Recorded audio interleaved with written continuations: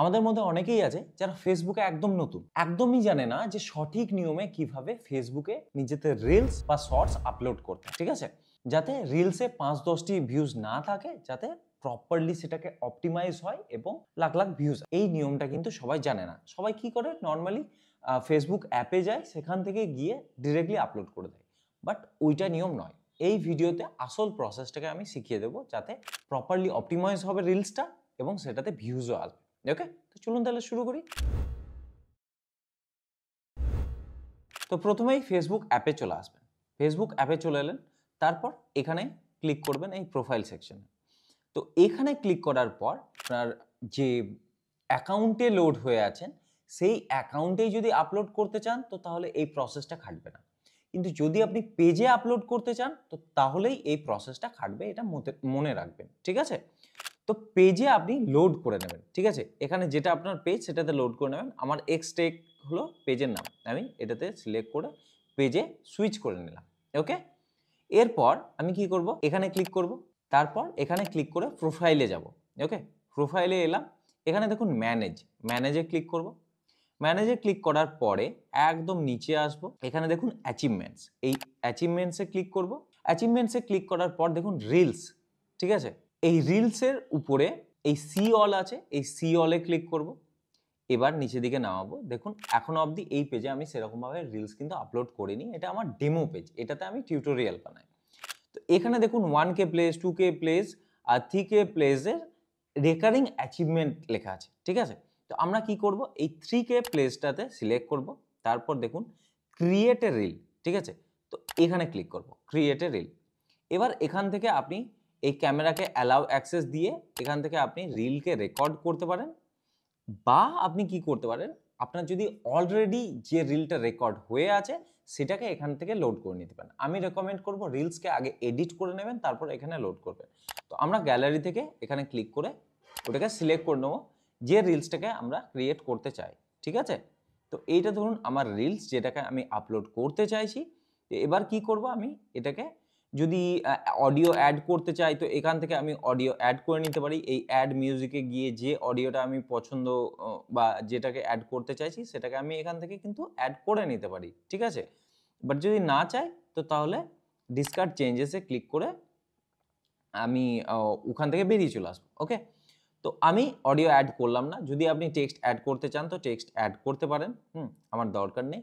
Effects যদি কিছু দিতে চান, তো দিতে পারেন, বাট আমার এখানে ইফেক্টস দেওয়ার দরকার নেই। তো এবার আর এখানে কিন্তু আমার কাজ সেরকম বাকি নেই। এবার আমি নেক্সটে ক্লিক করব, যেহেতু অলরেডি রিলটাকে এডিট করে রেখেছি। এবার এখানে মেন কাজ, এখানে কি করতে হবে, এই রিলসের জন্য আপনাকে খুব ভালো একটা কি দিতে হবে, এখানে রিলসের টাইটেল দিতে হবে। এখানে মনে রাখবেন, রিলসের টাইটেল কিন্তু ম্যাটার করে। টাইটেল দেখেও অনেক সময় মানুষ ক্লিক করে। তো টাইটেলটা কিরকম হবে, ৫-৬টি ওয়ার্ডের মধ্যে হবে এবং সেটা যেন ক্যাচি হয়, ঠিক আছে? আপনি যে টপিকের উপর রিলস বানাচ্ছেন, সেই টপিকের উপর ক্যাচি কিছু দেবেন। আমি ধরুন রিলটাতে দেখাচ্ছি যে ইনস্টাগ্রামের ভিডিও কিভাবে ডাউনলোড করতে হয়। সো আমি লিখলাম ১ ক্লিকে ইনস্টা ভিডিও ডাউনলোড, ঠিক আছে? এটা কিন্তু মোটামুটি ক্যাচি একটা টাইটেল। তো আপনি যেমন ভিডিও বানাবেন তার উপরে ক্যাচি লিখবেন, কিন্তু যেন মনে রাখবেন ৫-৬টি ওয়ার্ডের বেশি না হয়, ঠিক আছে? তারপর কি করতে হবে, আপনাকে হ্যাশট্যাগ দিতে হবে। সো আমি হ্যাশট্যাগ দেব ভাইরাল ভিডিও, এরপর দেব ভাইরাল রিলস, ঠিক আছে? এরপর দেব ইনস্টাগ্রাম, ঠিক আছে? তারপর হ্যাশট্যাগ দেব ইনস্টাগ্রাম রিলস। তো এইরকমভাবে আমার যে টপিক আছে সেগুলোর উপরে আমি কিন্তু হ্যাশট্যাগ দিলাম। ওকে, তো এটা মাথায় রাখবেন যে এই প্রথম যেগুলো দিয়েছি আমি, ভাইরাল ভিডিও, ভাইরাল রিলস, এগুলো কিন্তু সব ক্ষেত্রেই আপনি দেবেন বা দিতে পারেন। ওকে, তো এরপর আপনি কি করবেন, এরপর নিচের দিকে এই যে এনেবল রিমিক্সিং, এটা অ্যালাউ থাকবে, যেটা পাবলিক হয়ে আছে সেটাও অ্যালাউ থাকলো। এখানে যদি আপনি কাউকে মেনশন করতে চান, তো তাহলে তার হ্যান্ডেলকে এই @ দিয়ে আপনি মেনশন করতে পারেন, ঠিক আছে? এরপর আপনি লোকজনকে ট্যাগ করতে পারেন। যদি কাউকে ট্যাগ করতে চান, আপনার কোনো ফ্রেন্ড লিস্টের মধ্যে কেউ, তাহলে ট্যাগ করতে পারবেন, বা তার বাইরেও যদি কাউকে ট্যাগ করতে চান, তো করতে পারেন।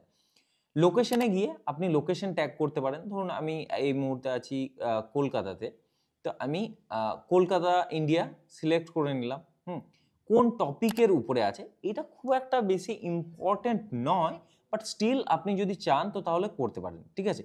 আপনার যদি ধরুন গেমিং হয় তো ভিডিও গেমস এটা দিতে পারেন, আপনার যদি বিউটি বা কোনো কিছুর উপর টিপসের উপরে করছেন তো তাহলে সেটা দিতে পারেন।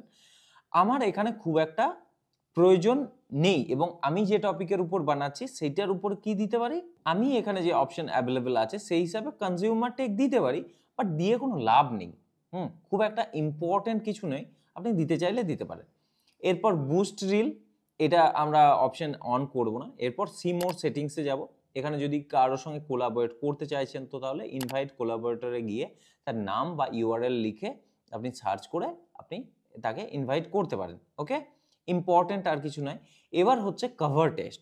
কভার টেস্টের মানে কি, এখানে আপনি মাল্টিপল কভার অ্যাড করতে পারেন। এবার ধরুন যে কভারটা দেখে মানুষ বেশি পছন্দ করবে, বেশি আপনার ভিডিওতে বা রিলসে ক্লিক করবে, সেই কভারটা বেশি কাজ করবে।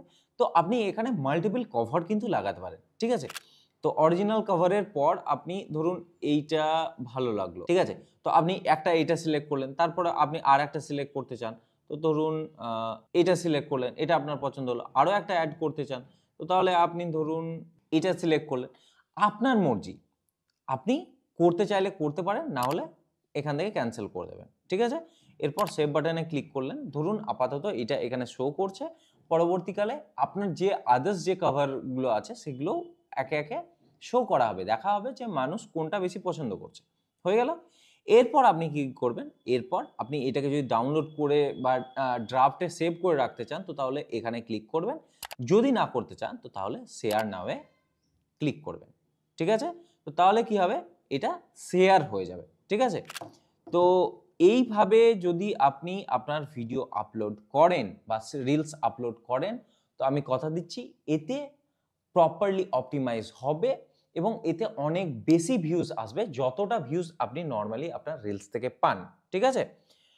তো ভিডিও যদি হেল্পফুল মনে হয়ে থাকে তো তাহলে অবশ্যই ভিডিওটা লাইক করবেন। যদি কোনো রকম কোনো প্রশ্ন থাকে তো তাহলে আমাদেরকে জিজ্ঞাসা করতে পারেন। ধন্যবাদ।